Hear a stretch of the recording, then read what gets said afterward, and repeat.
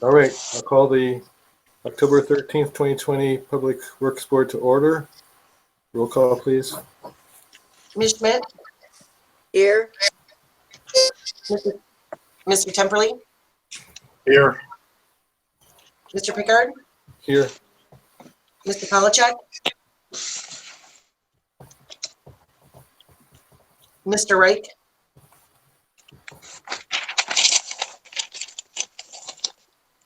Mr. Reich, He warned us he may have connection issues because he's okay, way up I there. can see him visually, I just haven't heard him Yeah. confirm. You might try Oh. Mr. Polachek again. Mr. Polachek?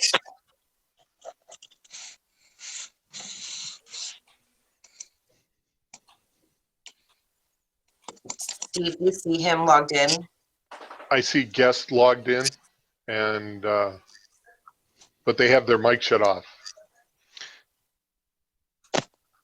There's a chat function too in the lower left-hand corner. Would that suffice if someone just chatted present? Yes.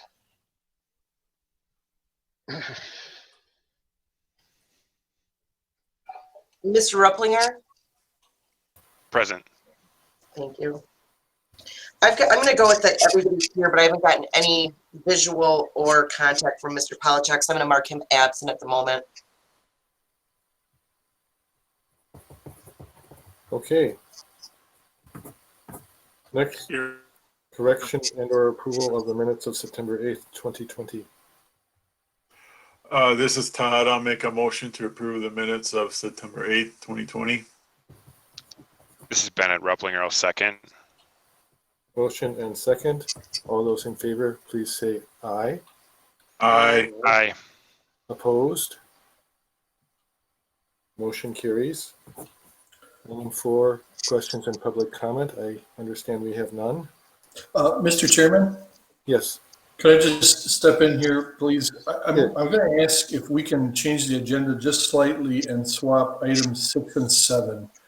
I think that'll make things flow a little better and fit together better as we talk about them. Okay. That works for me. Do we need to do a motion on that, or can we just kind of agree to do that? I think you just agreed to do that. No, it can't hurt to make a motion.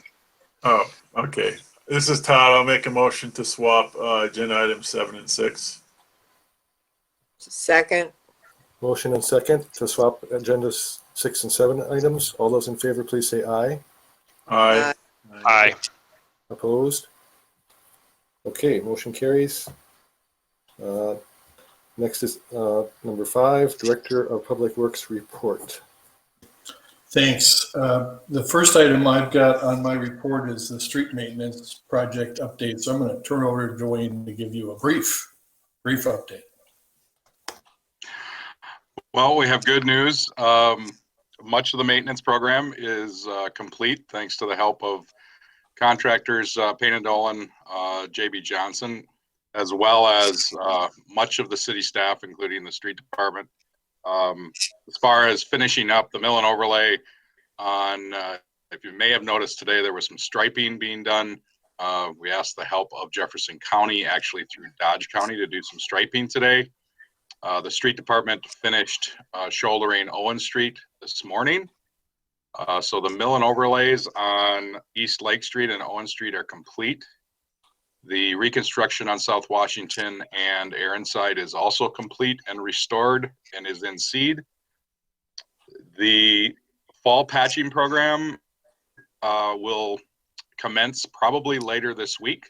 That current list is somewhere between 15 and 20 patches throughout the city.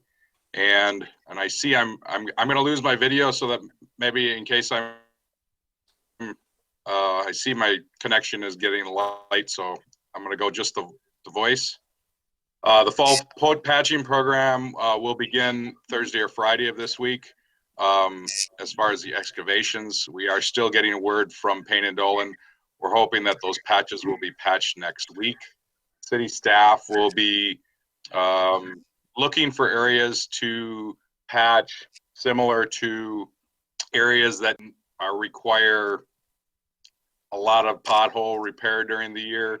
So we are going to be looking at some of those areas this week and adding to that patch list on streets that we are in the CIP program, but are several years out, looking to try and maintain some of those streets so that the potholing requirements are a little lower. If there's any other questions, sidewalks program is complete for the year. As far as maintenance, that's going to wrap up. Are there any questions?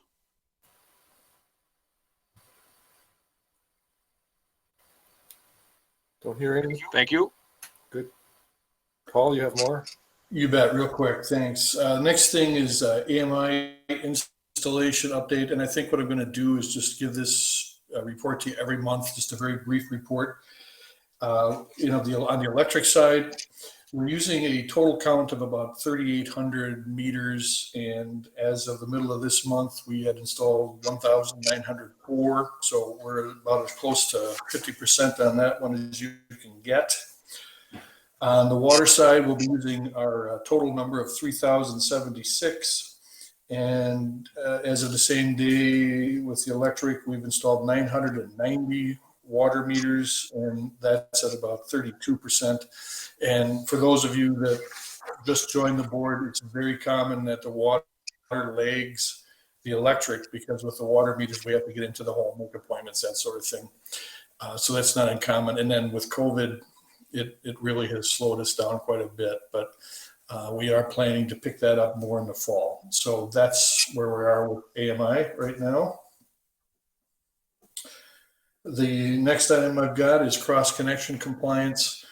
And again, this is something that we don't necessarily do, but we're responsible for reporting to the DNR. And so we're given the responsibility of making sure these get done. As of right now, about 50% of the commercial and industrial businesses that are to do this have complied or have sent us their notices of compliance. And the deadline for us to get this done is December 31st. And so because we're getting close to the end of the year, we are now working with Brian Kane, who is our neighborhood services officer, to make personal contact with some of the businesses and industries that have not complied yet, so that we can get this taken care of by the end of the year. And then the last item I've got on my list is the utility disconnection moratorium. I think we talked about this a little bit last month. And as expected, this was extended to April 15th of 2021. And so we met internally and talked a little bit about the impacts that may have. We're not too concerned financially right now.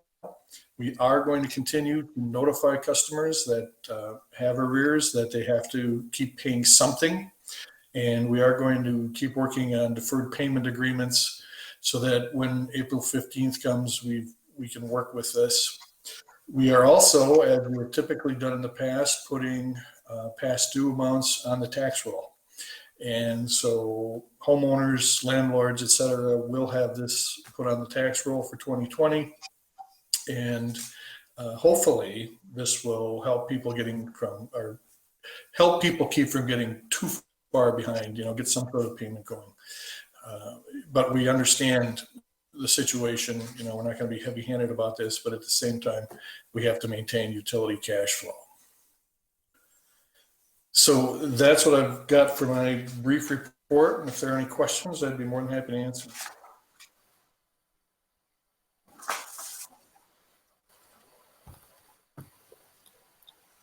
Hearing no questions, then we'll move on to the next item, which is going to be discussion on Department of Natural Resources corrosion control test response letter. All right, thanks, Mark. Again, if I'm going to give a little bit of background, not a great deal. And for those of you that are new on the board, if you've got any questions, please ask. And the other side of that is, I don't mean to be insulting if I explain things that you already know, but I just want to make sure we're all square on what this is all about. We were required to put together a test rack or a live test to see how the corrosion control chemicals we add to our system are working. And basically, these chemicals are comprised of an orthophosphate and a polyphosphate.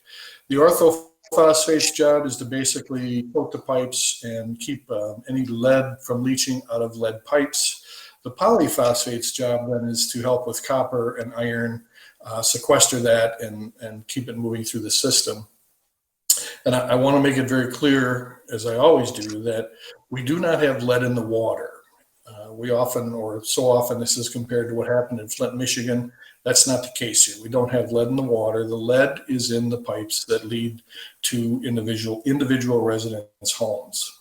So it's not in the main, it's only in the services that go to the homes. So this chemical additive is supposed to help prevent lead from actually leaching from the pipes. This is one of a couple of different attacks that the DNR and the EPA have requested or have encouraged cities to take a very close look at to make sure that what we are doing is actually effective. So we put together this test and it went for about 18 months. Actually, it was extended for two reasons. One is we didn't get very good information out of the first 18 months. It just was not conclusive. And the DNR had a long enough backlog that they simply couldn't get to the test results and take a look at what they wanted us to do. So the letter that we received is kind of the culmination of the DNR being able to review our test results and come up with some recommendations. And as you probably saw in the letter, they gave us two options. One is to change our ortho-polyphosphate blend, and the other is to remove every lead service pipe within 2 years. So we really focused mainly on the chemical blend change, just given the price, if you will, and I'm talking both financially and probably politically and other ways of trying to replace 2 lead service lines in 2 years in the city of Lake Mills. Keep in mind also that even if we remove every single lead pipe in the city of Lake Mills, the chemical additives will still be in play. Those still will have to happen. So we're kind of leaning toward really focusing on the chemical blend.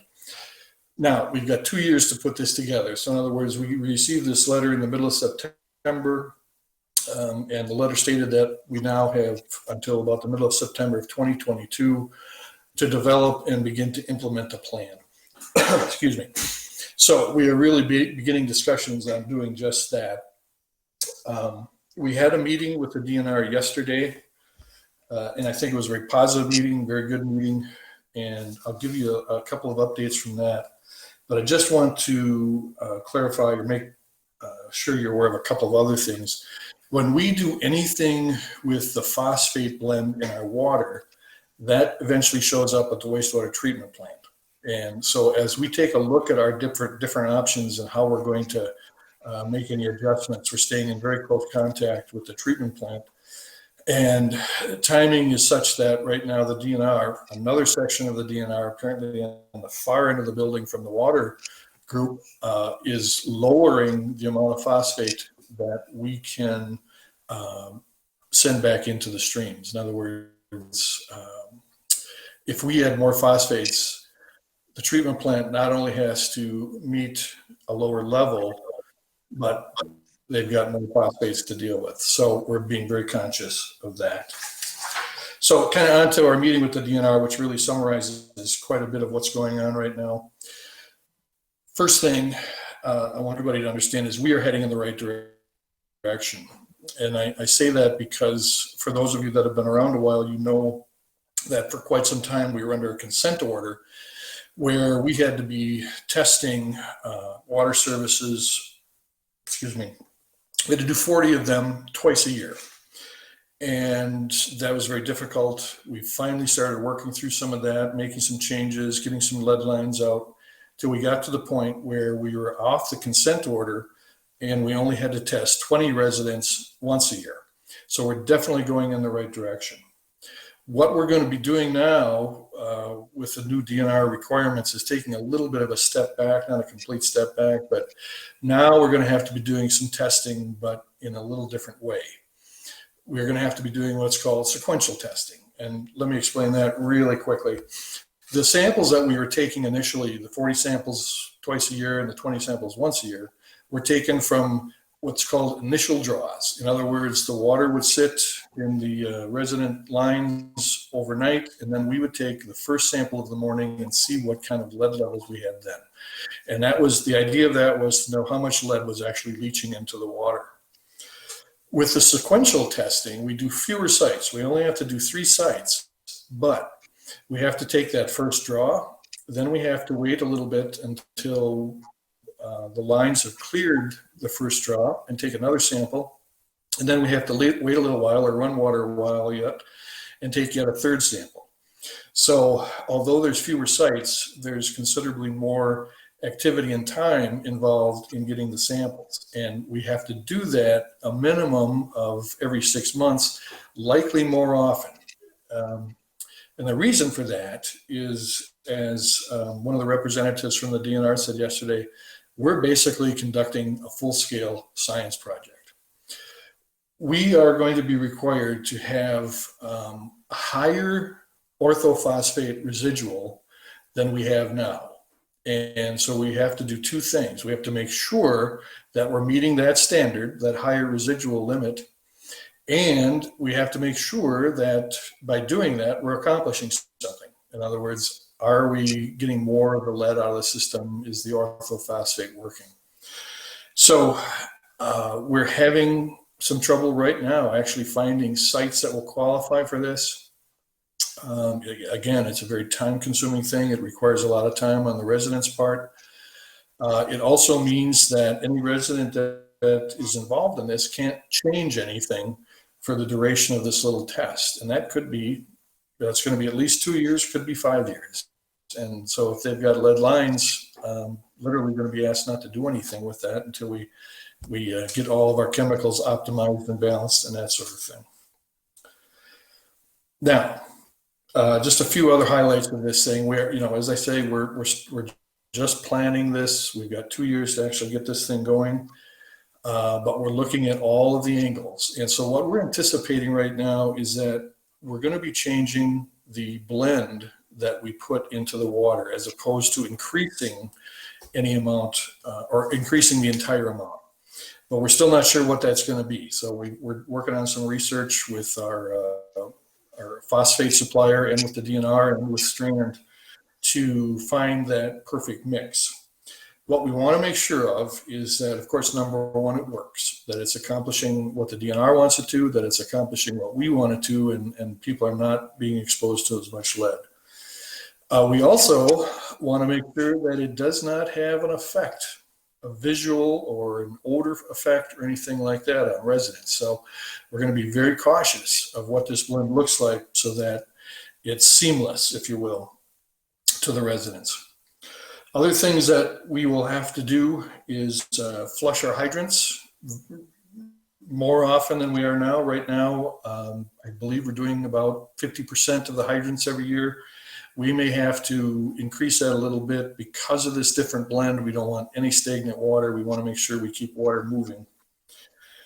And as I mentioned, even by changing this phosphate blend, we're still going to have to remove LSLs. Even by removing LSLs, we're still going to have to change our phosphate blend. So these two go hand in hand. And that's why I wanted this item to come before the next one, so that we can talk about how many LSLs we can or can't change in a particular year. One of the things that's still very confusing about this whole process is just how much testing we're going to have to do. And when I said that we're kind of taking a step back, what we anticipate will happen is that for the next 12 to 15 months, we probably won't have to take the large tests, the 20 samples or anything like that. We'll just have to really concentrate on the 3 samples. But once the new blend is implemented completely, we're anticipating for some time we'll have to go to the 40 samples twice a year so that we can confirm, of course, that what we're doing is working. So we're still having a few issues with how we're going to take care of the testing. And then the other issue, and this again is where it comes into play with what we're going to talk about next. According to state law, if a water system is out of compliance, they're required to replace 7% of the known LSLs every year. We really increased the pace of that over the last couple of years, so we're kind of technically way ahead of the 7% rule, and we are technically in compliance right now.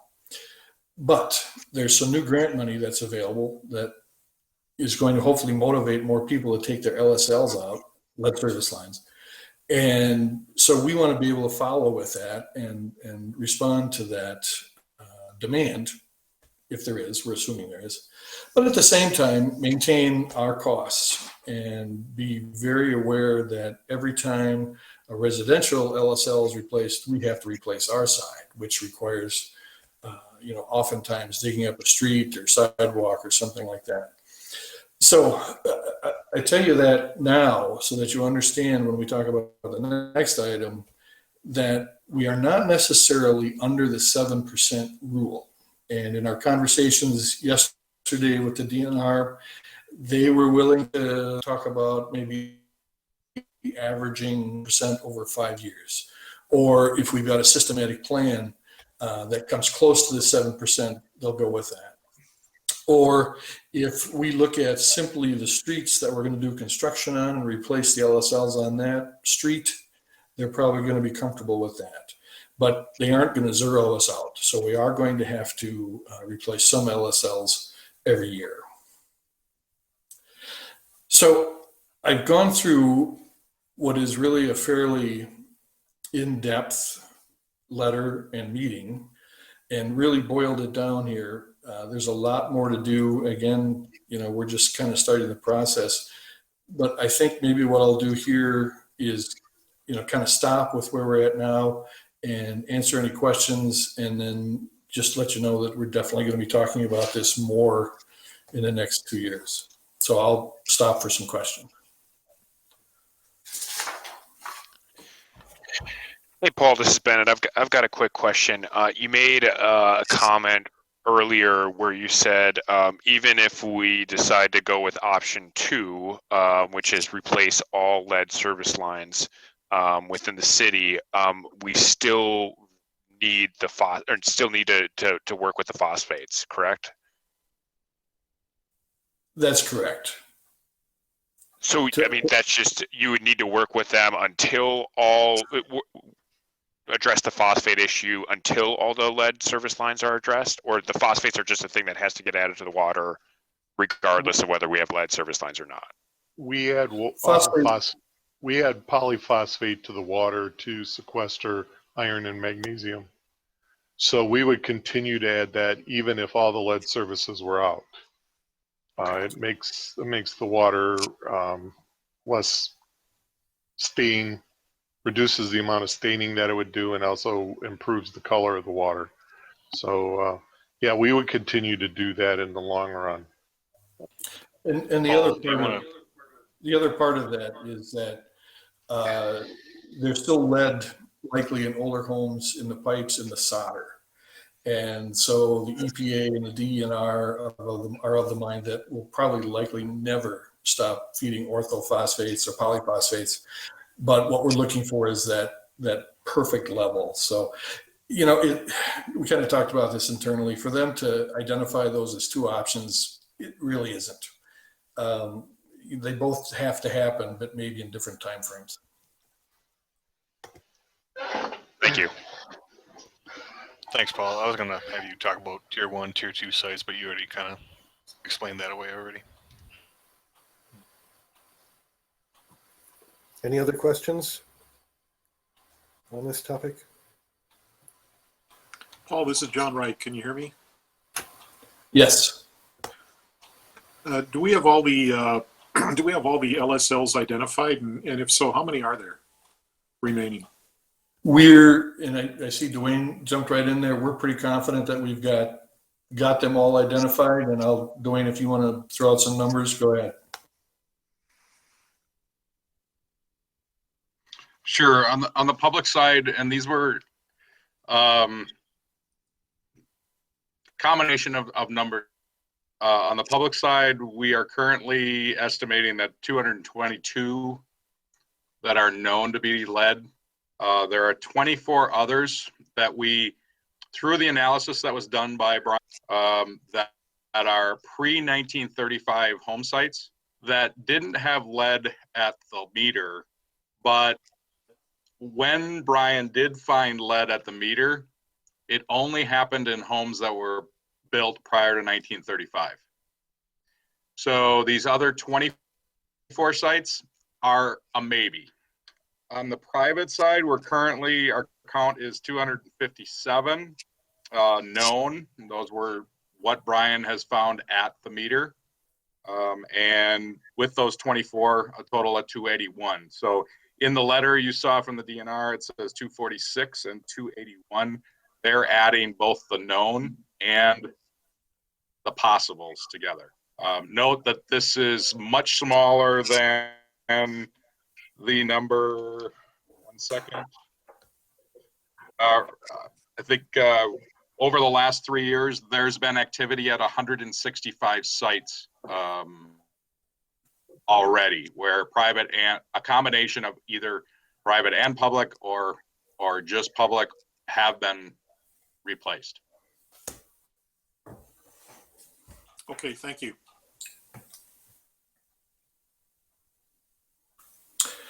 And Mark, at this point, there's probably no action items. There may be down the road a little bit here if we have to spend some money on equipment and that sort of thing. But as of right now, it's all discussion. And are we done now with the testing rack? Or is that continuing? The testing rack? We are technically done with the testing rack. Did you want to buy it? No. It'll probably be on eBay pretty soon. Yeah. So. All right. Unless there's any other questions, we'll move on to our next item, which will be discussion on new lead service line grant opportunity. Okay. Now on this one, there are some discussion, maybe some decision points. I don't know if you're going to be prepared with the information you have to actually make a recommendation yet. We do have a little bit of time, but certainly want to make sure that you're involved in next steps on this thing. So as you read through the document, the bottom line is now there's a new funding program. We've been waiting for this for a while. There's about $63 million in the kitty. There's some differences to it. There's some similarities and some differences. I'm sorry. The similarities is that it's the same type of program where it's for the resident. It's administered through the city, and I want to be clear on that one, not through the utility. It's administered through the city. Residents have to replace and pay for the replacement, and then they apply for reimbursement, and that comes through the city. That's similar. The two biggest differences is one that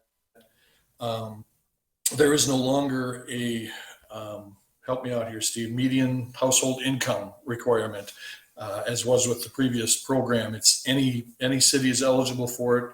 The only thing is that no one city can take more than 25% of the total funding. And as we were told by the DNR, that's really aimed at Milwaukee, so that, they don't take all the dollars.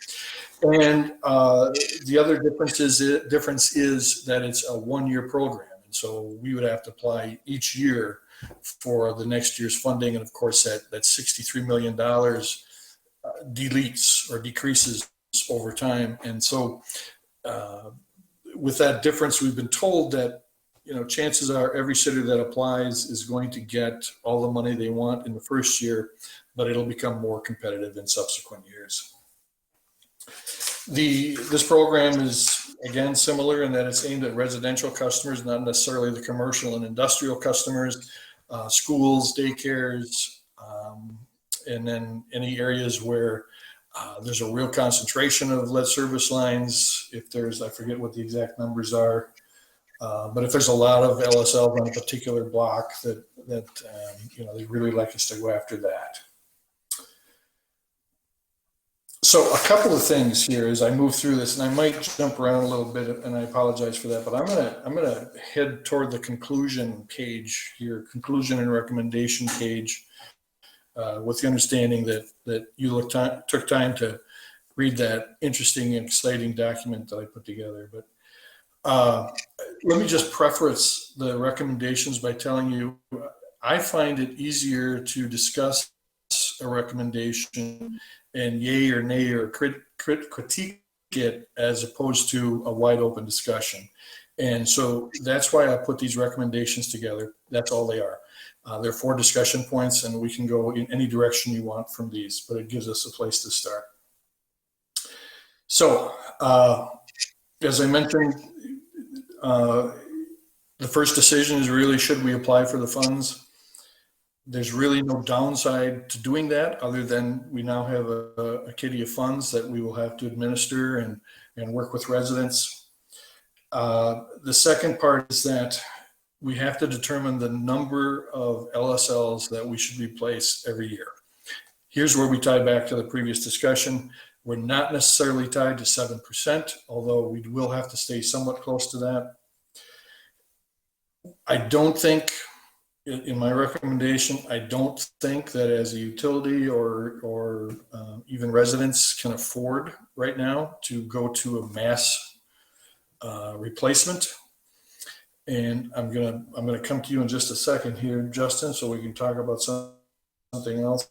But what we're kind of recommending is to stick to a number that's affordable for the utility and really kind of follows our street reconstruction program, so that we are planning street reconstruction based on where we've got LSLs, and we're preparing to replace the number of LSLs based on that street construction.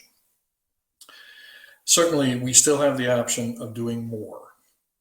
And there is an opportunity to use Safe Drinking Water Loan Program funds to do that. But there is a cost.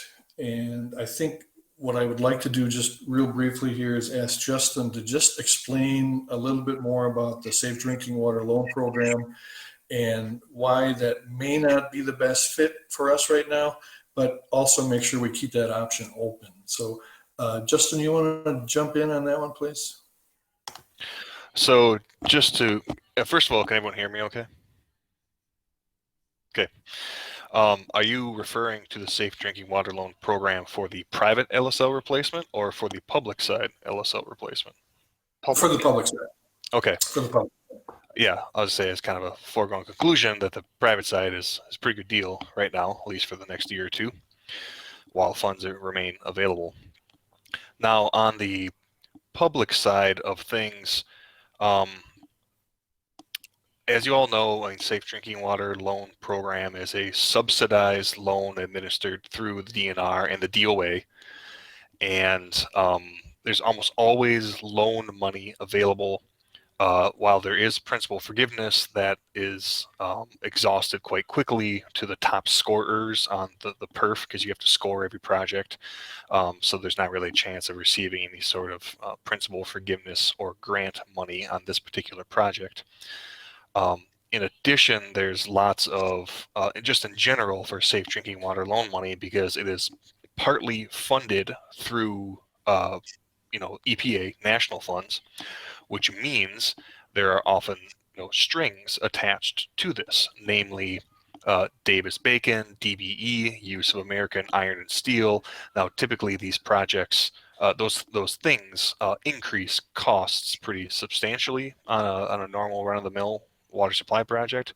Maybe wouldn't be as bad on this particular project because all we're really doing is installing copper, and that really doesn't apply for at least American iron steel. DBE, Davis-Bacon would apply though.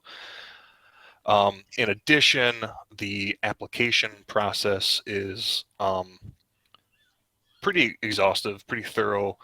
It's a very large document you have to put together and submit to the DNR. There's bond counsel if you choose to go that route. Costs. There's your financial advisor costs. Potentially third-party consultants like Strand. If you'd want them to assist in putting together the application. So there's lots of tiny costs, and I guess like I said, strings that increase project costs. And you know, especially if you're not going to do a particularly large job, those at least the you know, legal costs and consultant costs remain kind of a static amount, I guess, regardless if it's a $100,000 project or it's a $2 million project. So they become a larger overall piece or percentage of the project as the project cost goes down. It's kind of always not really my recommendation, it's kind of a gut feel that at least for these smaller projects, even though it is a subsidized loan and it's readily available, and I believe it would be available to the water utility at around 60% market rate, and I would have to go on the website and double check what that actually is. So it's a pretty low interest rate overall though. But again, smaller projects, I don't know if it's completely worth it to pursue safe drinking water loans, but that's me not being a financial advisor giving you guys financial advice at all. I want that to be clear as well. Is that a good enough explanation, Paul, I guess? Yeah, unless obviously there's questions. Sorry, if there are any questions, I'd love to entertain them.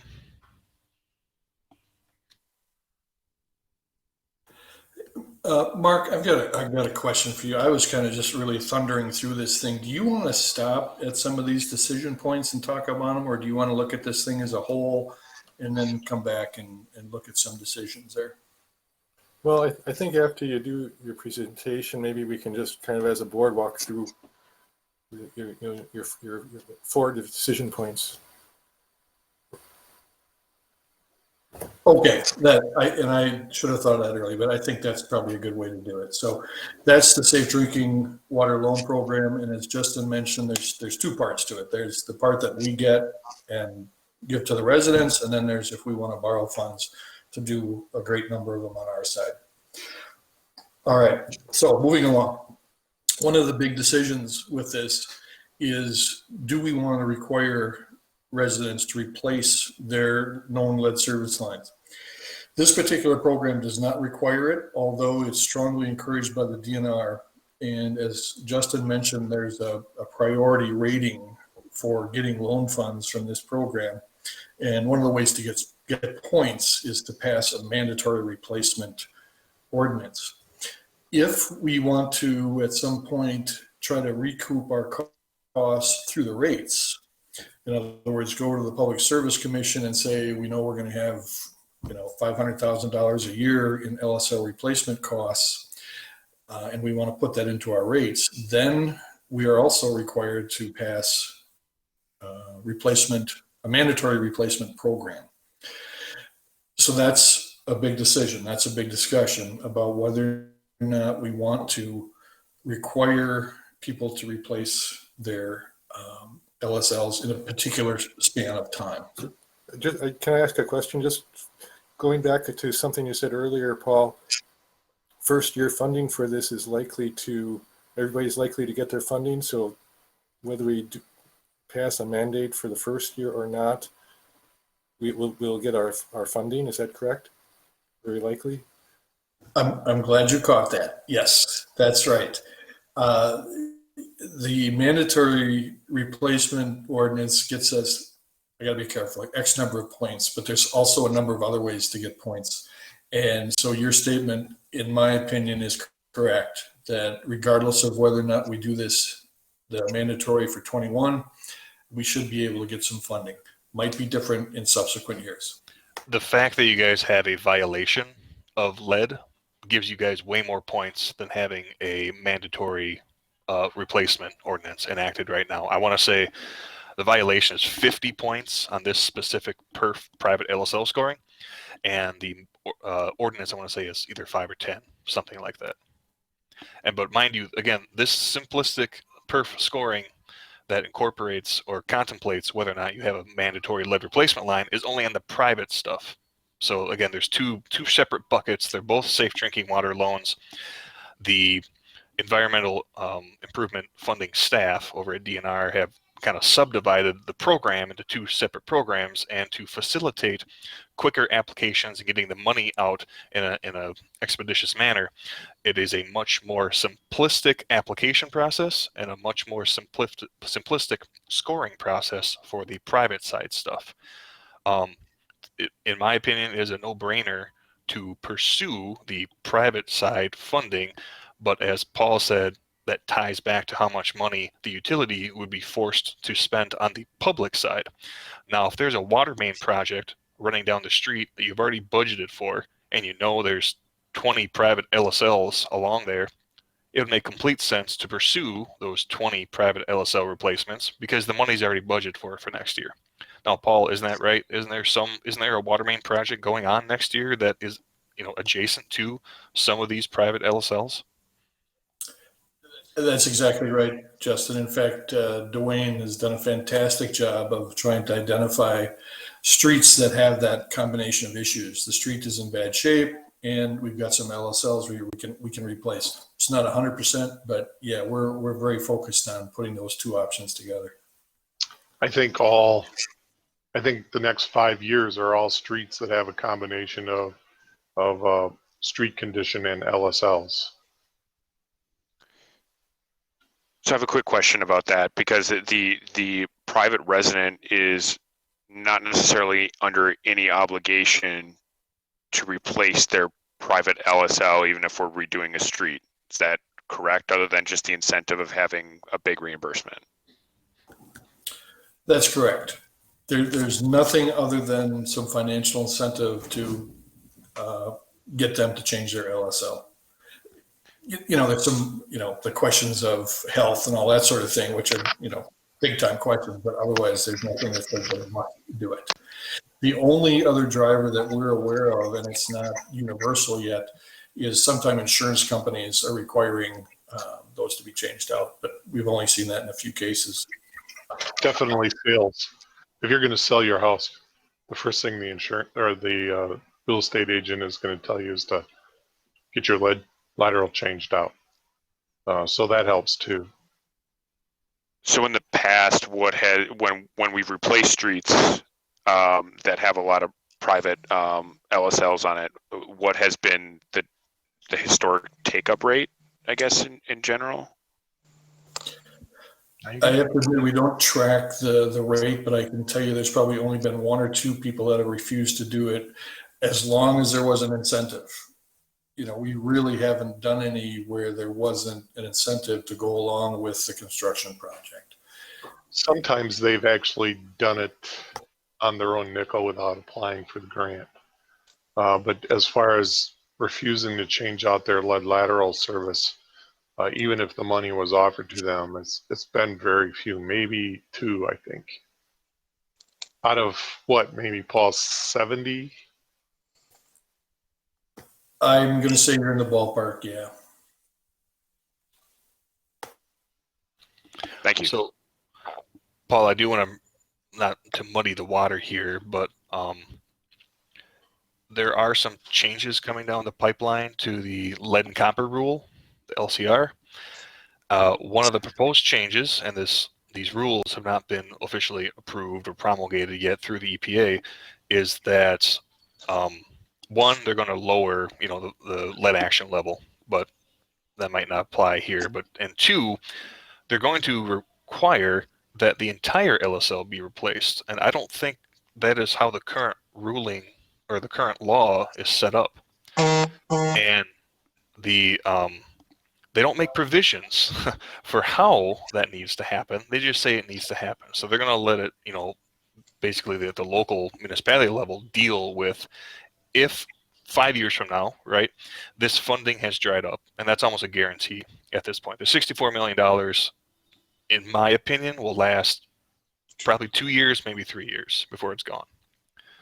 Your options beyond that point are to do the PSC funding, which you could then use ratepayers, 50% rate pay, and do a grant. The other 50% could be a loan, but that requires a mandatory lead replacement line ordinance. Or I don't know what you do beyond that point, honestly, to convince private homeowners. If you're not going to pass an ordinance, you can beg and plead, but at some point, I think you're going to fall behind your 7%.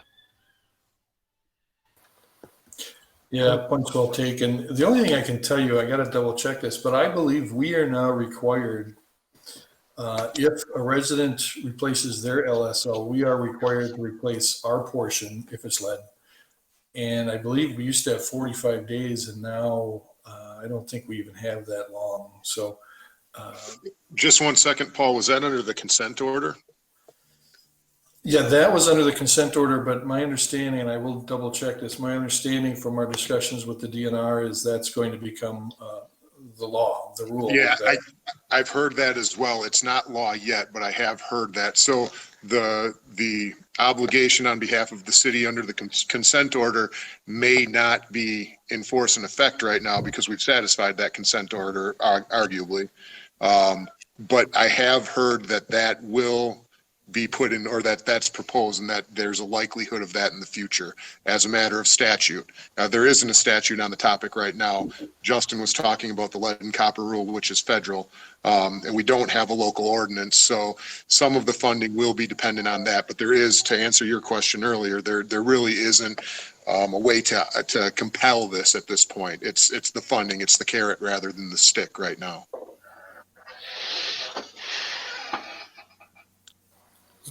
Is there a time frame expected for the federal lead and copper rule to be changed? Is there any time frame on that we can guess even? I guess, I'm sorry, Dan, go ahead. No, I don't know. I'm not even willing to guess at it. I mean, legislative cycles. So what's your guess and what's Justin's guess?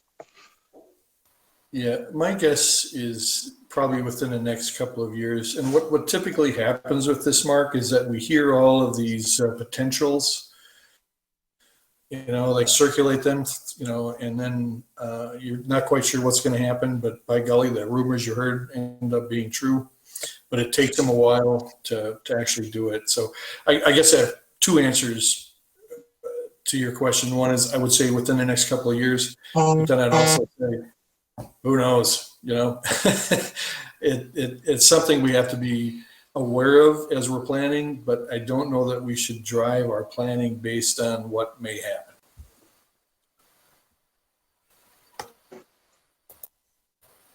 Yeah, so if that rule went into effect, let's say in a couple of years, then would we end up being on, and we replaced our portion of a lateral, then we would have to pay to replace the private part of a lateral? I would think there'd be some way to charge the homeowner for that, the property owner for their portion. Okay. We don't know, but I would think that would be more in line with, typical utility work. Right. It seems like the mandatory requirement is coming one way or another. I think you're right. We know that the EPA's ultimate goal is to get rid of every lead service line in the United States. So I agree that it's probably coming in some form. You ask a very key question. We know that it works.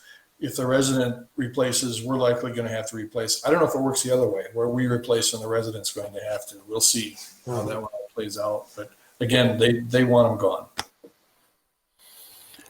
And that's why they're tying a lot of this funding to that stuff. Again, they're trying to incentivize private LSLs, hence why they did this one-time transfer from the Clean Water Fund to this specific kitty of money just for private LSL replacements.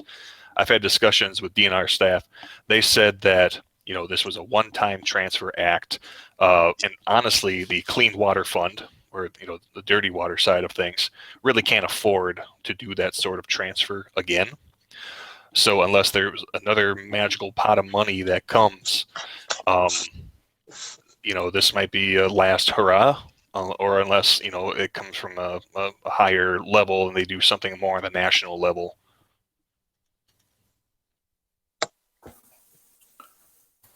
All right. Okay, I'm gonna move on then. Got a couple more points here, or at least one more, and that is the reimbursement level. What we did with the previous program where we had the $300,000 is we reimbursed residents up to 75% of the cost of the replacement, up to a maximum of $3,750. And this number was kind of loosely based on, we saw, or estimated that most of the replacement costs were going to be around $5,000. And so the decision here is going to have to be, do we want to maintain that particular reimbursement level? And I'll just finish off the last 2 points. In the previous program, we established a list of qualified contractors, and we let the residents pick from that list. There are only 2 on the list, but 2 very different processes for replacing the line. And then, as Justin has said, it really probably is a no-brainer that we at least apply for this. But we want to go through these other items and identify some of the things that are going to have to be in the application. So just to really summarize and allow the discussion to happen, we just want, some kind of go ahead or not go ahead if we should apply for the funds. Secondly, how many LSL should we look at replacing every year, or some kind of a ballpark, whether you do that by the number of LSLs or a budget number? Do you want to enact a mandatory replacement ordinance? And what should the level of reimbursement be if we do apply for the funds? So, Mark, I think I'll stop there and let you guys walk through it. Yes, so in the memo, there was kind of laid out a thought process and a tentative plan, I'll call it. Do board members have any comments about whether for or against or positive, negative, any comments at all on what's in the discussion decision points of this memo? I'm okay with everything that Paul went over and his recommendations. Mm-hmm. Anybody else have any comments? I agree as well that we should take Paul's recommendations. Right. So I'm just going to kind of reiterate those recommendations. Point 1 is to participate in this program for private funds, not participate in it for public funds. Correct?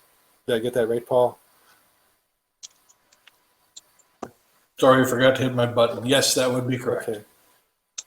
And then point 2 is reimbursement level, same as we've done previously. It seems like a very fair thing to do and incentivizes people adequately. Point 3, this is the mandatory ordinance, and I think based upon the discussion, we're talking about, at least for this year, not having a mandatory ordinance. Is that what everybody understands? I have a quick question about that. So unpack. So obviously, mandatory ordinances can be framed up in a number of different ways. It's referenced that a number of cities have enacted this. I think I saw a news article that Green Bay had actually successfully replaced all of their LSLs relatively recently. What do those mandatory ordinances look like? Is it just like within 5 years, all private residents have to do this, or what has been the frame up of those, and how are these municipalities able to pull it off?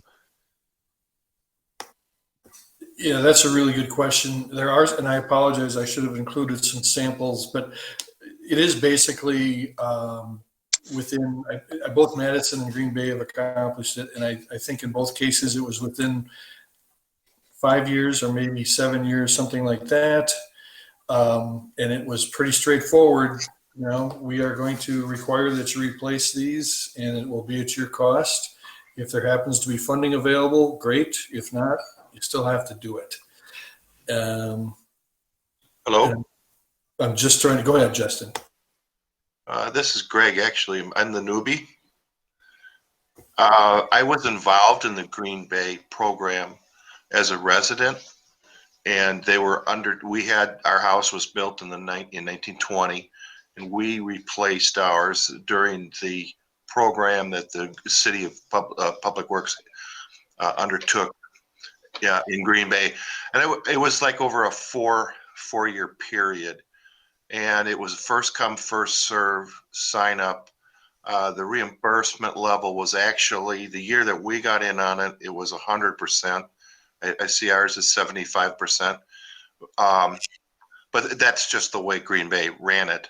And they had a 100% success rate over the 4-year period. But it was quite involved. The way they did it was each resident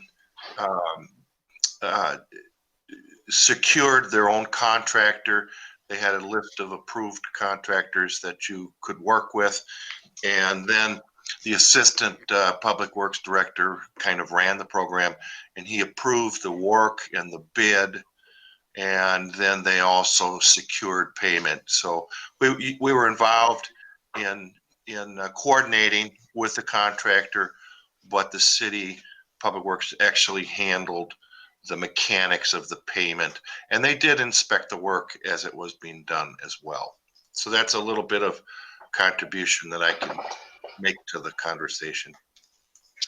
I think, and Justin, you can probably comment to this, but Madison also paid a portion of their requirement. They use funds from antennas placed on their water towers to fund the lead replacement, and I don't think they did 100%, but they paid a substantial share. But they also had a requirement that you had to replace yours within a certain period of time.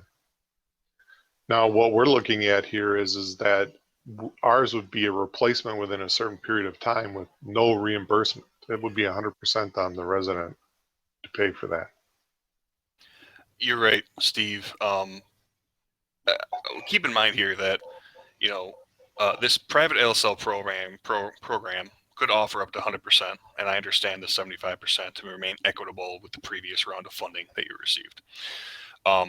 The PSC program, which would let you use ratepayers' funds, revenue, you would then allow only up to 50% of the private homeowner cost. The other 50% could be, paid up front, special assessed, done with a loan. There is a third option out there, and again, not to muddy the waters on this, is that you can use GO money, property tax money, to pay for a portion or even all of it. Because right now you just can't use ratepayer funds to pay for private things unless it goes through the PSC. The PSC doesn't preclude you from using funds outside of the water utility revenue to pay for things inside the water utility. Yeah, you're right. And I know there are a couple, I think Kaukauna amortizes it over a 10-year period, puts it on the tax roll over 10 years, low interest loans, that sort of thing. I can't remember which community, it was very, very blunt in their ordinance that you got to replace it regardless of whether there's funding available or not. But, so there's options there. There's options. Now, that could have been Green Bay. They were very blunt with that, but they did have some incentivize. They did say that the money was going to run out after a certain amount of time. Yeah, that's a pretty good motivator. So Greg, for their funding, their incentivizing in Green Bay, did everybody get 100%, or did it vary depending on the year that people applied?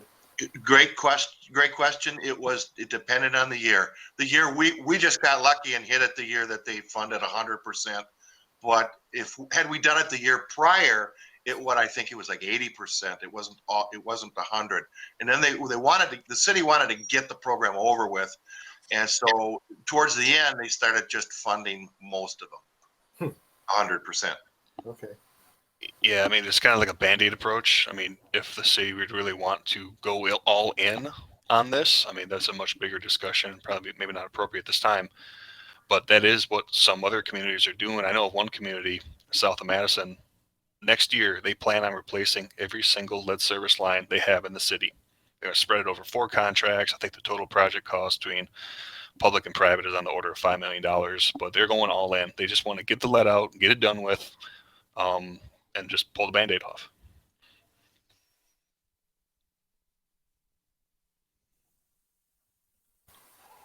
So at this point, we're the city's, the proposal here in Lake Mills is to do this a little bit every year, not have a mandatory ordinance for this next year.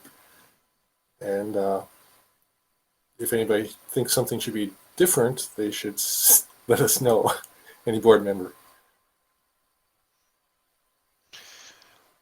Yeah, so I don't think that a mandatory LSL replacement is necessarily appropriate. That's a big financial, uncertainty, especially in uncertain economic times. Curious, the only thing that I had a question about was the reimbursement level. Theoretically, we're getting to a point where low-hanging fruit is going to be quickly taken, right? The people that are left are likely going to be, as the number dwindles and dwindles, they're going to be harder nuts to crack in terms of getting them to replace private LSLs, in theory, I guess. Yeah, I'm not sure. I understand what you're saying. I'm not sure if that's a completely solid premise. And the reason I say that is that when we had the other funding available, we replaced, I can't remember how many we could replace with that 120 some. And we ended up with a waiting list, if you will, people that wanted to do it, but their funding wasn't available, of maybe 15. And we had some folks that just flat out said, nope, not going to do it. So I think in theory, you're correct that the people that really want to do it are going to jump in and do it. And it's going to get more and more difficult unless something changes to force them to do it. I do agree with that without a doubt. The other issue is that, if I remember correctly, we've heard now for 6 years that lead lateral services are going to be mandatory, and it hasn't happened. And so and that the $300,000 we got the last time was the only funding that was going to be available. Now we got more funding. So the conditions change constantly, and I'm sure one day it's going to be mandatory, but how soon and what kind of conditions we go through between now and then are substantially different. I think the plan that's been put together here is reasonable. And if we hit that point where we really need to consider the next step, then we'll look at what we have to do then. I would agree. It is a reasonable. Sorry, this is Justin. It is a reasonable plan, given there's a fine balance of financial implications and wherewithal to take on a huge project versus something that still moves stuff in the right direction and still doing the right thing here. Okay. If there's no more comments on number 3, then mandatory ordinance, we'll move on to number 4, which is the number of LSLs that can be replaced in a year. And Paul, we have a list of streets. When we offer this program, we're going to, of course, encourage everybody on those streets to apply, but anybody in the city can apply and get their LSL replaced using this program if they apply early enough, presumably, correct? That's correct. And Mark, this is where we kind of walk the tightrope. We know how many that we want to accomplish. And we also understand there's going to be a few extra. What we have to do when we apply for this fund is to identify what we think we can replace in a year. So what I anticipate doing is applying for more than we identify that we're really solid on, so that we do have extra funds for the people that want to get in on the program. The DNR has said apply or indicates you're going to replace more than you really think you are. I don't know if that makes sense. So we'll up our numbers a little bit so that we cover people that want to replace, even though they're not in a street that's being reconstructed. Okay. Any board comments or questions?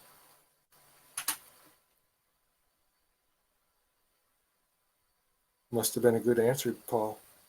Makes sense. Yeah, or it's 6:04 and people have had enough of me. We're expecting a number from you later, though.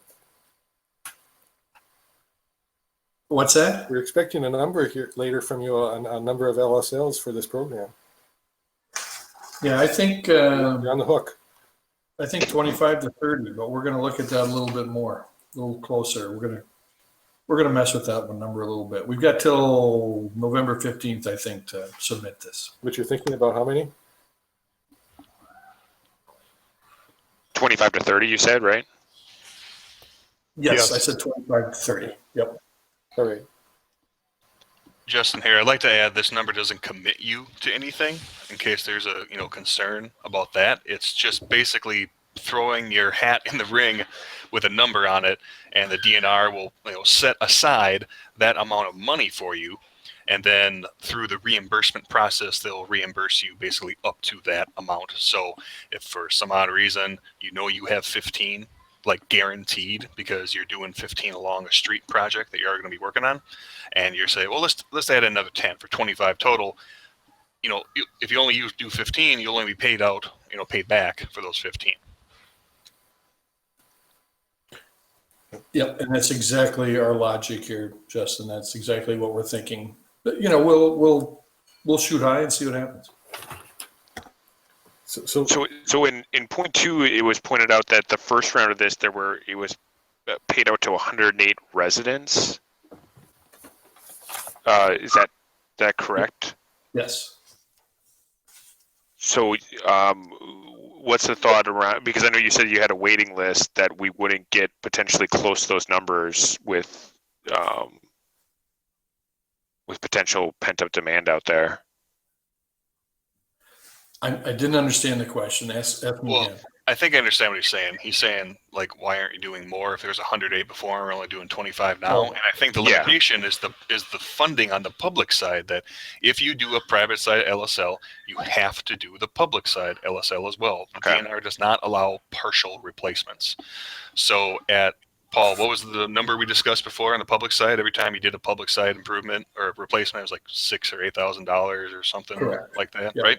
Yep. So basically, for every public side LSL replacement you do above and beyond one that's already adjacent to an ongoing street project, it's going to cost the water utility another $6,000 to $8,000 every single time that occurs.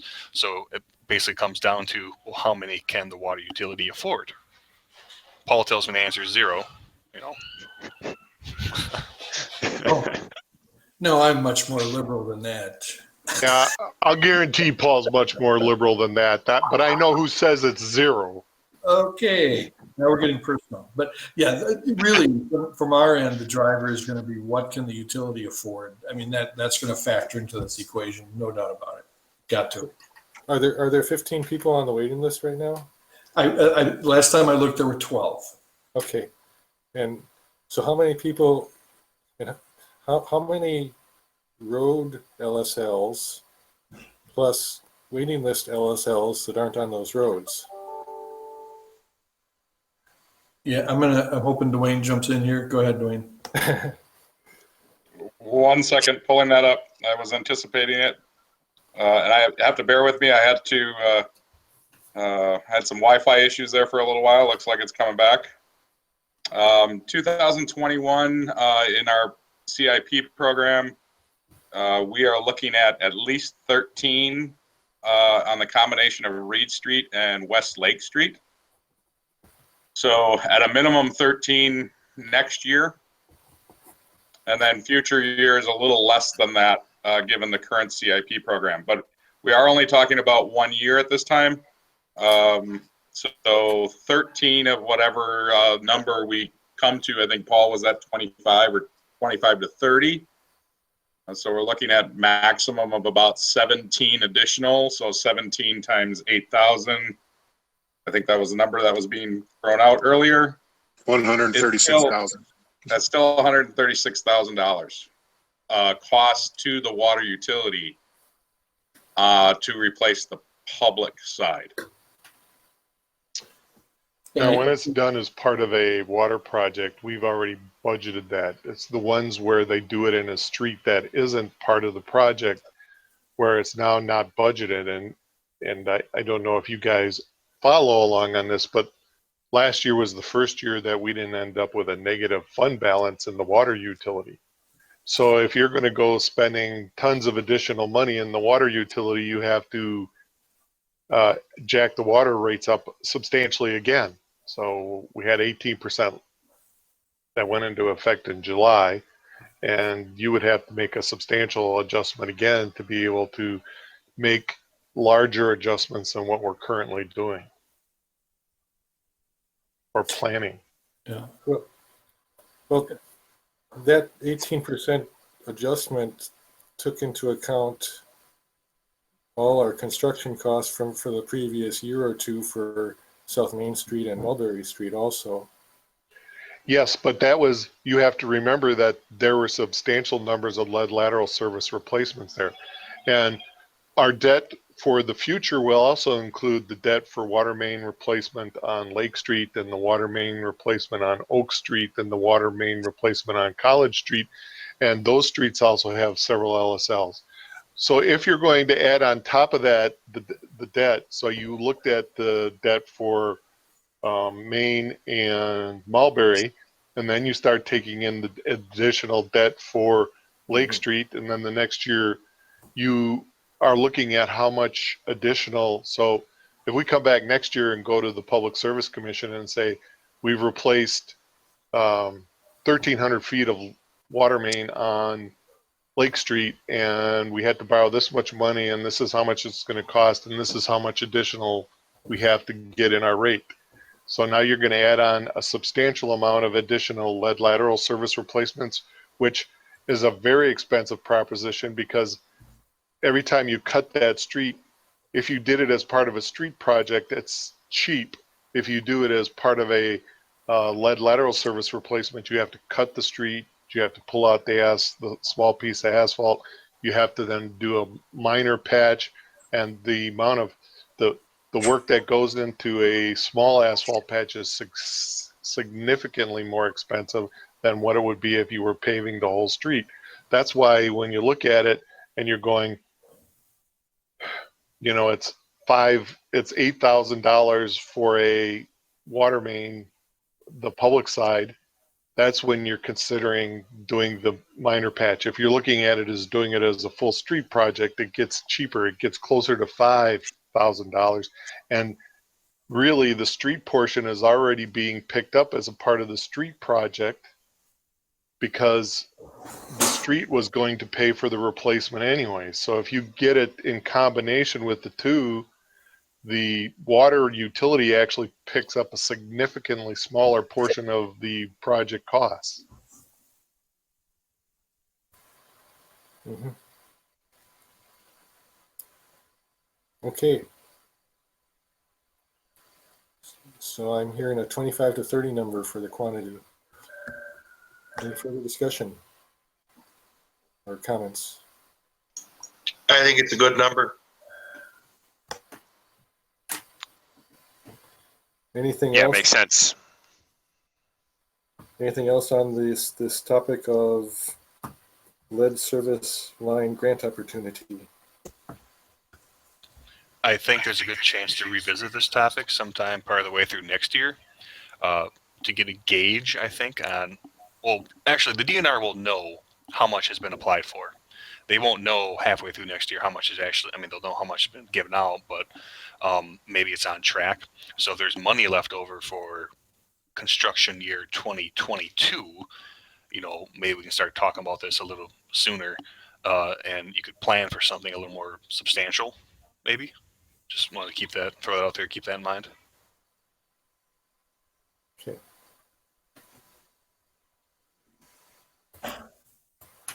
All right, let's move on then to next item, discussion recommendation regarding extension of jurisdiction on connecting highway, State Highway 89. I'll take this one, guys. Everybody hear me all right? Yep. Okay, good deal. So South Main Street, Highway 89, currently our jurisdiction, if you can refer to your map, maybe that's the best place to start. Currently, our jurisdiction on South Main Street, Highway 89 stops short of the city limits. The map, kind of that darker line shows the city limits. That's diagonally 89. The motion that's in front of you is a recommendation to extend the city's jurisdiction down to Unshaven Road, or Unshaven Lane, excuse me. After some more consideration, we don't know that that is practical at this point. There's everything up until the city limits there.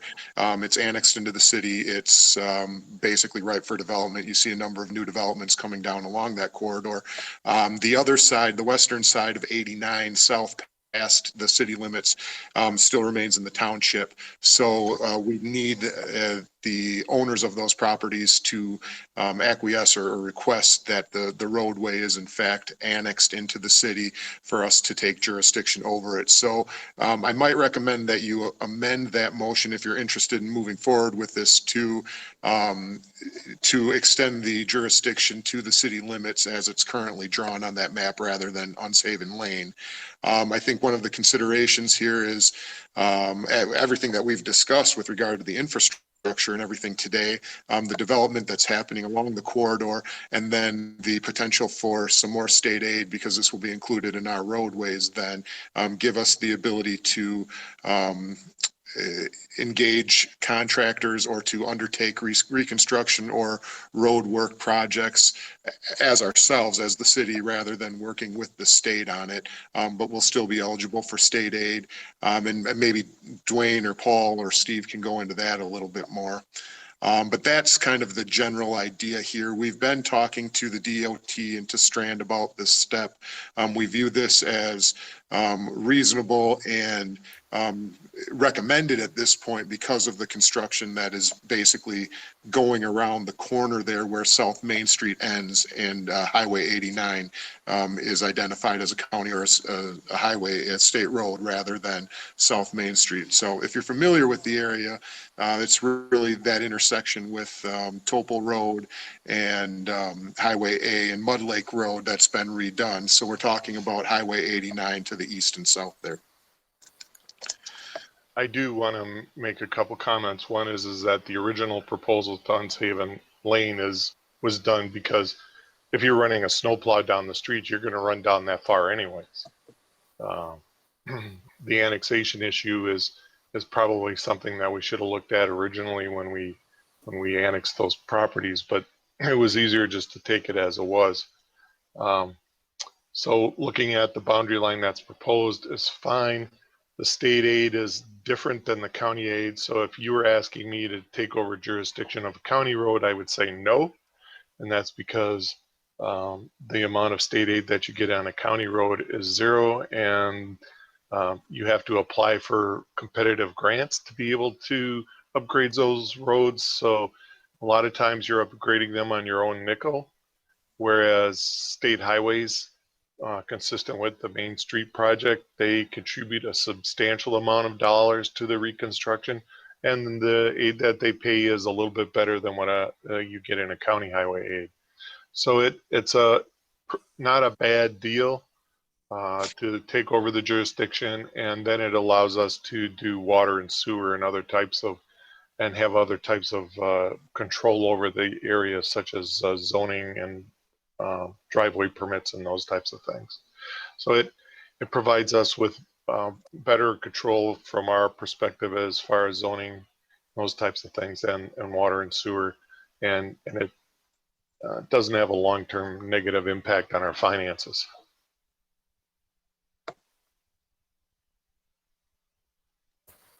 Right. Next, I think we should have a motion on the table.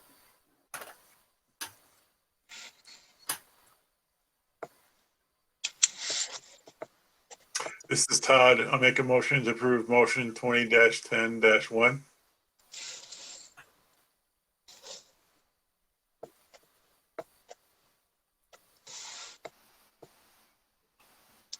I second the motion. This is Vicky.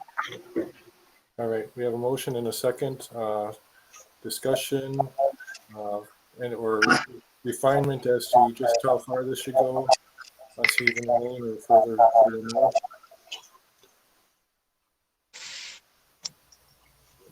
So to me, I don't see the value in going all the way down to Unsaven Road Unsaven Lane at this point in time. Yeah, I don't think we can, Mark. So we really do need to amend the motion. Yes. I'll amend the motion to have it be extended as far as the city limits rather than Unshaven Lane. I'll second Vicky's motion. This is Todd. All right. Motion and second to change it to the city boundary. Discussion on the amendment.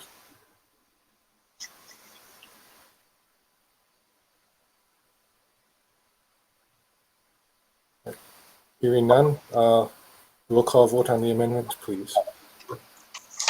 Okay, I just want to say that I did log Mr. Polachek in as being here, so I'll ask him, I'll call him in there, and if he can keep Mr. Ruppling, so I'm going to omit him. It was a little hard for me to understand you, Steve. You might need to repeat that. Mr. Temperley, Aye. Mr. Pickard, Aye. Mr. Polachek, Aye. Mr. Reich,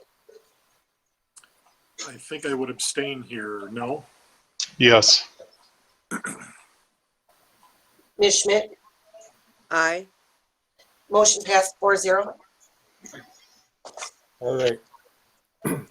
Next discussion on the main motion.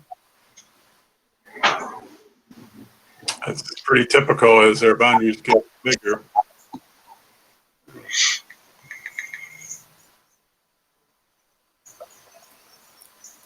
Any further discussion? Hearing none, roll call vote, please. Mr. Pickard, Aye. Mr. Polachek, Aye. Mr. Wright, Abstain? thank you. Ms. Schmidt, Aye. Mr. Temperley, Aye. motion passed 4-0. All right, the next four items on our agenda are all currently tabled. I'd like to have a motion to take all of them off the table all at once rather than doing them individually. I'll make a motion to remove the 2021 budget off the table. I second it. Motion and second, I suppose it should be a roll call vote.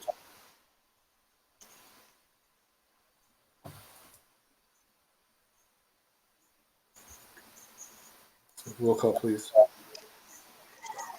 Mr. Polachek, Aye. Mr. Wright, Abstain. Abstain, Ms. yep. No issue. Ms. Schmidt, Aye. Mr. Temperley, Aye. Mr. Pickard, Aye. motion passed 4-0. All right, Steve, would you like to do a discussion about this?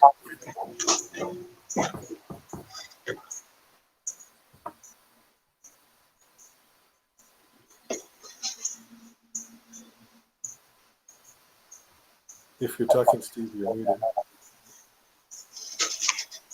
I provided you with the old style budget, so it goes out 5 years. And that was attached to the agenda. And if you look at the 21 number for Public Works and the budgets that I provided, the old style, and then go to the ClearGov and you compare them, they both have the exact same number, $1,109,200. So you can see that they match exactly, and they go through and break down all the items in the same fashion that they have historically been broken down. So you can see full-time salaries, part-time salaries, everything. And you could get all those on the ClearGov one. This goes out to 2025. So it gives you an idea of how we're budgeting out for the next 5 years in all the categories, and that it balances out. And the like the recycling and the street light, the transportation related, the contracted services. So are there any questions on any of that?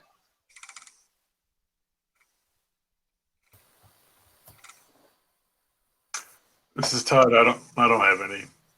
Okay. So then I'd like to, if nobody else has any questions on that, I'd like to jump to the capital budget one for streets.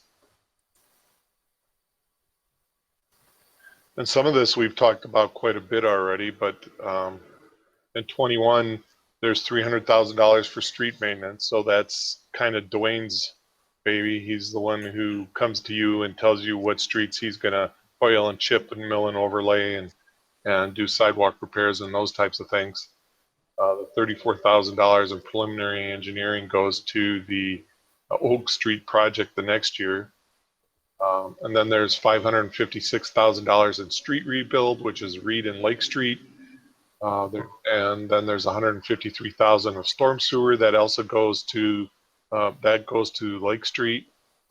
And then $103,000 on for sidewalks, which also goes to Lake Street. Then there is Mark. There is a TAP grant for $518,900 at the bottom. That's now budgeted for.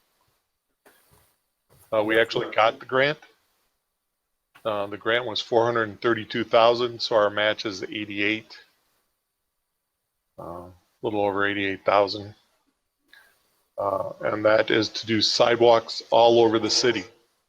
One of them being an extension of the sidewalk down Highway 89 from where it ends at the current highway project that the state did out to St. Paul's. And some of it goes on County Highway V from Topeka to East Mills Drive. And some of it finishes the project out on Tyranina Park Road out past the cemetery and then crosses the street there to Lake Mills Market. So that's, quite a big project. It actually probably won't be constructed until 2022 because it takes so long to get all the paperwork done and the design work through for TAP grants. But I did budget it this year because the expenses are going to start coming in. And so then when you look out, you can see the future projects and how they go. So we were talking about the streets with the most lead lateral services. Well, Reed, Lake, Oak, College, all are high lead lateral service streets. And so they keep us close to the 7% and get us a lot of replaced lead lateral services. The only street that we could do that would probably gain us more lead lateral services than those streets would be North Main Street. And I'm not really keen on digging up North Main Street yet. Mhm. Any questions? For North Main Street, can those be done via directional boring? Well, I asked the same question, but directional boring, you still have to get down to where the connection is on the water main, so you still have to open the street up. Under the street, okay. Yeah, so it doesn't do any good. What we've discussed, Mark, is replacing that. It's a 110-year-old water main anyways. Mm-hmm. So what we've talked about is doing a directional bore of the whole water main. Right. And then tapping it at a place that's not under the street. And then you could bore back and forth between both sides of the street. There are still some technical problems with that. Put the new water main in the Tree line. Yeah. Okay. Yeah. There's still some technical problems with that, Mark, but it does have some opportunities, but it's also a very expensive project. Yeah. And so, yes, it's a discussion item on how to capture all those lead lateral services. Yeah. When we're talking $8,000 for a lead lateral service replacement on the public side, that's an asphalt street. When you go to concrete, it gets even more expensive. I don't know how So- Green Bay did it, and Madison did this.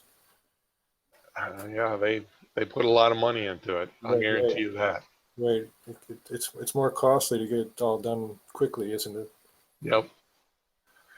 So, any questions on any of those? Are the street rebuild in, like Reed Street, is that replacing the base too, or not? I'm gonna have to defer to Dwayne a little bit, but I believe it does replace the base and the curb. It doesn't replace all the sidewalk. It's not a full street rebuild because it's mainly being projected around that sanitary sewer failure in Reed Street. So it's only one block in that area. And what we did was we looked at it and said, as long as we're doing a repair, we'll do that full 300 feet of block that's in that block. And then we'll do the street too, because the street's in pretty bad shape, and of course it's having problems because the material in the street is flowing into the sanitary sewer service or into the sanitary sewer line, so we're getting some subsidences. Anything you want to add? Go ahead, Dwayne. I would agree with what Steve is saying. As the design comes forward from Strand, the curb is in relatively good shape. The problem is by the time the sewer and the water laterals are replaced, the question will be is, depending on the location of all of those services, how much curb is still remaining. But the intention is to replace the asphalt and the base course, since the water or the sewer is in the middle of the street and being replaced. Most of the asphalt and the base course will be gone by the time that project is complete. Okay.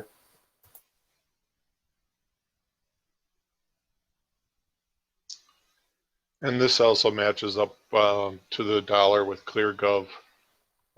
So if there aren't any other questions on that, I'll jump to the utility budget.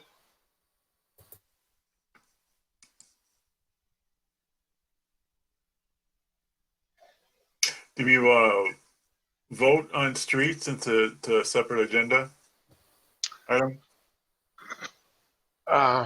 Let me go back and look at the motion. I think it's one motion, isn't it, Todd? I thought we tabled streets separate from wastewater, the utilities. Oh, you need to make a motion to bring it off the table. Well, we already brought up the table, but we need to approve it first, right? Okay. It depends how the motion was last month. Yeah, I think the motion, and I'm surprised you didn't attach it again. So we'll need a motion to approve the streets budgets, then vote. Yeah, we could do it. Seeing as we don't have any motion, you can make any motion you want. Well, That's true. We have a motion. It's from last month. What was the motion? I mean, I'm looking it up right now. Thanks. Yep.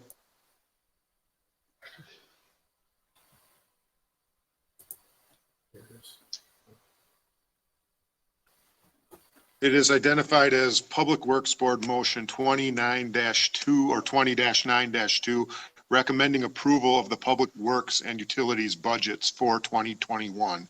oh, So okay. it is all encompassing for what I'm reading right now, that the Public Works Board has reviewed the city manager's 2021 budget for the Public Works Department and city utilities, copies of which have been distributed. The Public Works Board does hereby recommend approval of the city manager's 2021 budget for the Public Works Board or Public Works Department and city utilities. So I view that as all encompassing.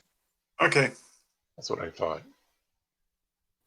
And that was agenda item 7. So it was under the street heading, discussion and decision item, or discussion and recommendation item on September 8th meeting. All right. So should we go on to utility budgets then?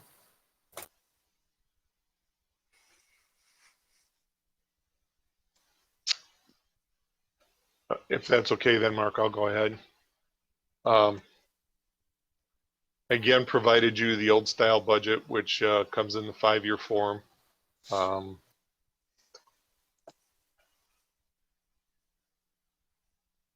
It projects expenses at $12 million and revenues at 11.8.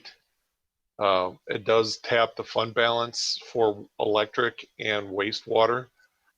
So if you look at the budgets, we do not borrow any money in the electric account or the wastewater accounts for 21, even though they have some pretty substantial budget, some pretty substantial capital projects. But we do borrow in water because we don't have any substantial fund balance in water. So that's where that difference between the actual expenses and revenues come through. We're using fund balances to complete those projects. That way and we have substantial fund balances. I've worked through that with Betsy. Betsy's online if she wants to comment at all, but we felt comfortable with using fund balances to fund those capital projects in the coming year. The budgets do match up exactly between the two. So let me jump back.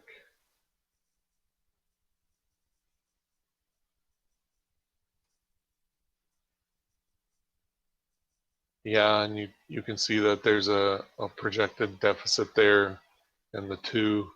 It's not quite as large. And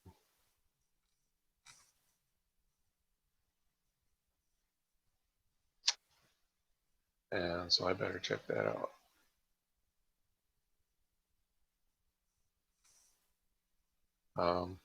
But either way, there are some fund balances being used to fund the projects in the next fiscal year. And the projects are the same as the West Lake Street project and the Reed Street project. Electric doesn't have anything going to Reed Street because it's not a full rebuild, and so we're not looking at making any changes to the electric. The actual electric capital outlay for West Lake Street was an estimate that we considered high because it shouldn't be a lot of electric changes, but we are going to make some.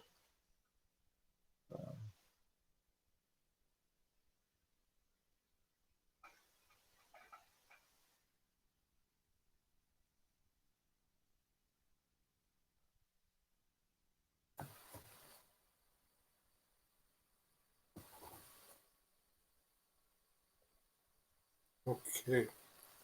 Anything else? Any comments? Discussion?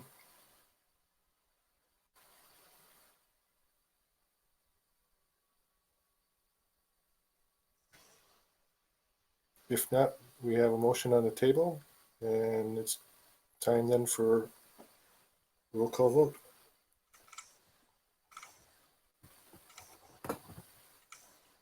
I don't have the motion. I don't have a motion either, just the motion to take it off the table. Oh, that's right. No. Oh, yes, correct. Thank you. I read the motion. Let me go back. I believe it was 20-9-2.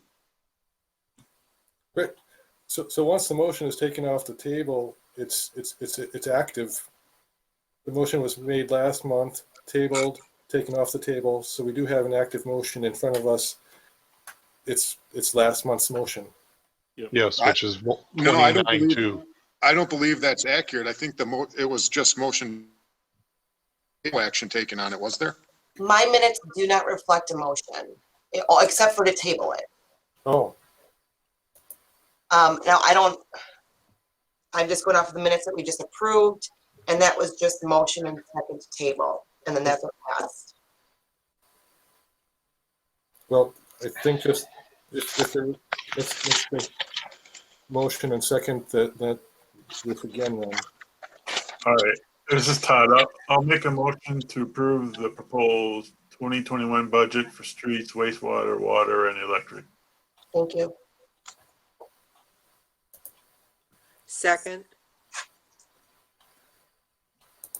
Okay, motion and second. Further discussion? Hearing none. Roll call vote, please. Ms. Schmidt, Aye. Mr. Temperley, Aye. Mr. Pickard, Aye. Mr. Polachek, Aye. and Mr. Wright. Are you Aye. abstaining?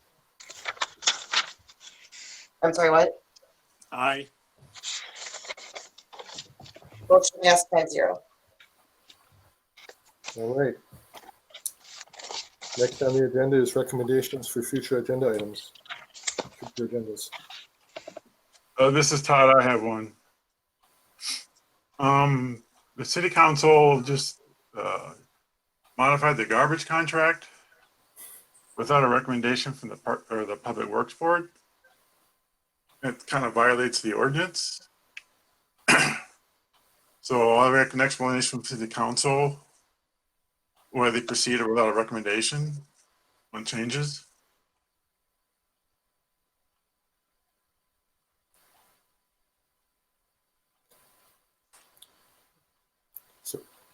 So you're asking to have something on a future Public Works Board agenda, or asking for something else, Todd? Well, I think the council should explain why the ordinance was not followed. Mhm.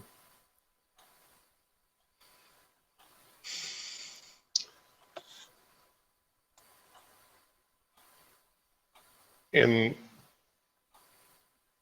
can I ask a question, Todd? Yeah, sure.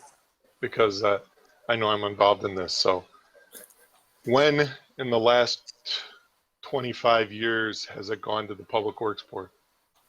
I remember once or twice, but it's always been a sticking point because I have sent correspondence to the council the last time they did it. Yeah, I know, and I agree that I missed it again, but and we'll try and remember to capture that again. But that was it. As far as I can remember, I don't remember it going to the Public Works Board. We've done it a few times, so I guess it's up to the council. If they want to not have recommendations, they should modify the ordinance. Yeah, and I don't think they're kind of like me. I didn't even think about it, and I think that in the future, if I've asked Dan to help me with this, Yeah. remember to bring it to the Public Works Board. We will.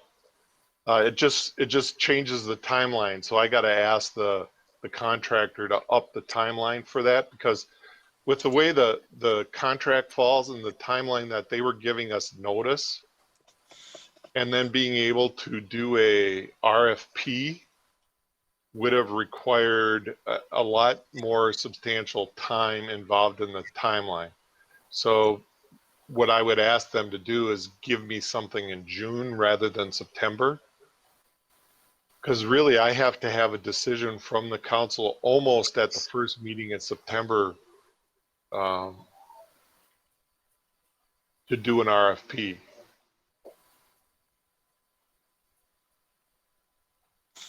So that's what Dan and I talked about, and I don't have any problem with doing that. I just need someone to remind me in June that I need to do that, because it doesn't come to the top of my agenda at that point in time, and it historically has come in September.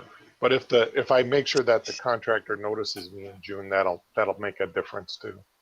Okay, so if Steve has a proposal to do it different in the future, then I guess I won't need to discuss it. I guess I could send him an email in June and remind him myself. Thank you. I'd appreciate that. You may have noticed I'm good at sending emails out to staff. Yeah. I don't mind. That's what I'd said to Dan. Oh, this is last year's one, and I totally didn't think about it. All right. Okay, I'm cool now. Well, I have something I was going to bring up, and that is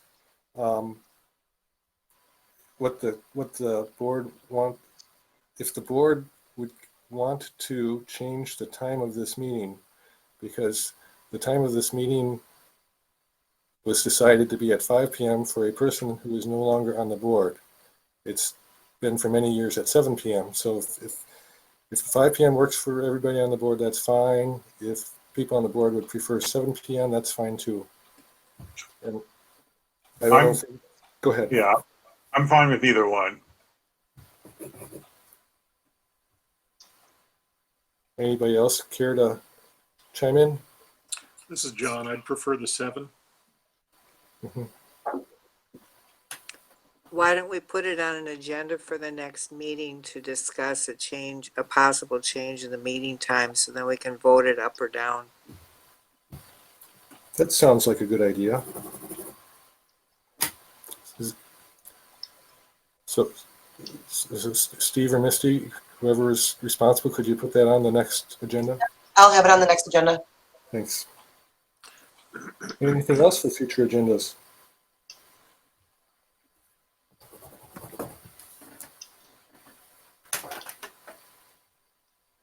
Okay. If there's nothing else then from anybody, we'll move on and I'll declare the meeting adjourned. Thank you, everybody. Thank you.